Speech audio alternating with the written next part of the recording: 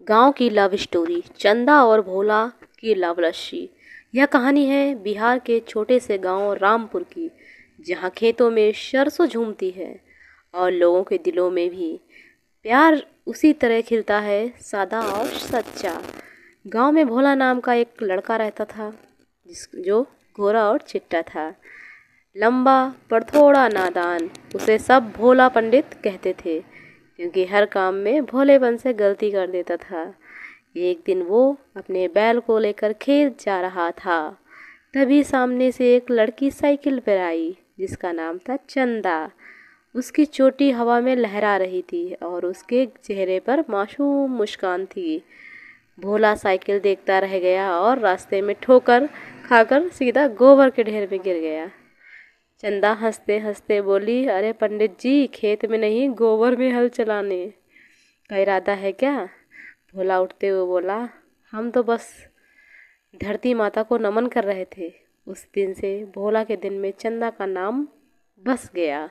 धीरे धीरे प्यार का चार भोला रोज बहाना ढूंढकर चंदा के घर के आसपास घूमने लगा, कभी दूध बेचने, कभी भैंस देखने। एक दिन चंदा ने पूछा, क्यों पंडित जी, आप रोज हमारे घर के चक्कर क्यों लगाते हो?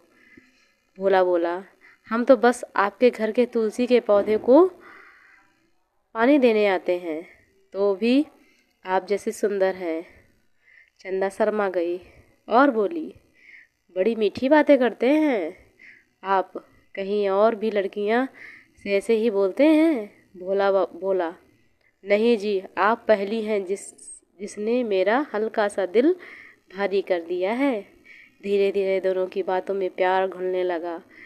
कभी कुएं पर मुलाकात, कभी मेले में झूला और कभी खेतों में लस्सी का प्याला लेकर शेयर करना। मेला और मज़ेदार हादसा। गांव में सालाना फाल्गुनी मेला लगा। भोला ने सोचा, आज चंदा को दिल की बात कह दूं। वो नए कुर्ते में बालों में तेल लगाकर पहुंचा। चंदा अपनी सहेलियों के साथ झूले पर थी। भोला पास जाकर बोला, चंदा जी, एक बात कहनी थी। चंदा बोली, कहिए, लेकिन डर के मारे कांप क्यों रहे हैं? भोला बोला, हम आपको बहुत बहुत पसंद करते हैं। इतना कहते ही पीछे से लाउड स्पीकर से आवाज़ आई, लड्डू 5 रुपए का एक, जो ले वही जीते। भोला झेप गया। चंदा हंस हंस कर बोली, आपका इजहार भी लड्डू बेचने की तरह है। दोनों की हंसी पूरे मेले में गूंज गई। गांव वालों की नाक में दम कर अब भोला और चंदा की मुलाकातें छिप नहीं सकी। गांव की औरतें कुड़कुड़ाने लगीं, अरे देखो पंडित जी तो अब आशिक निकले।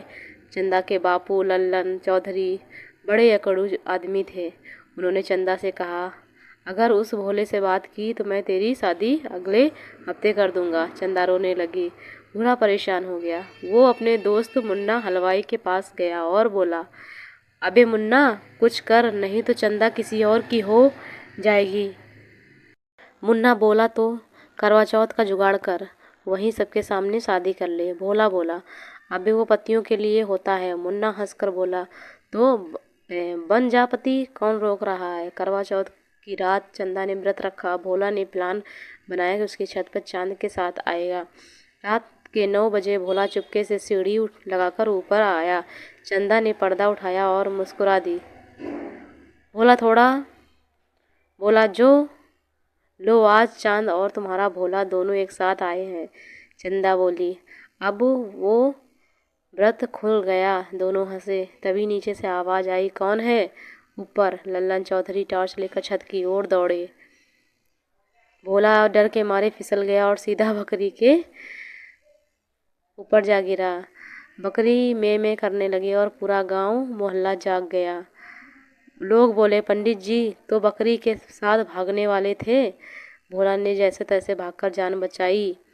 अगले दिन गांव भर में किस्सा फैल गया, पर चंदा के बापू ने देखा कि भोला कितना सच्चा है। न शराब, न झगड़ा, बस दिल से प्यार।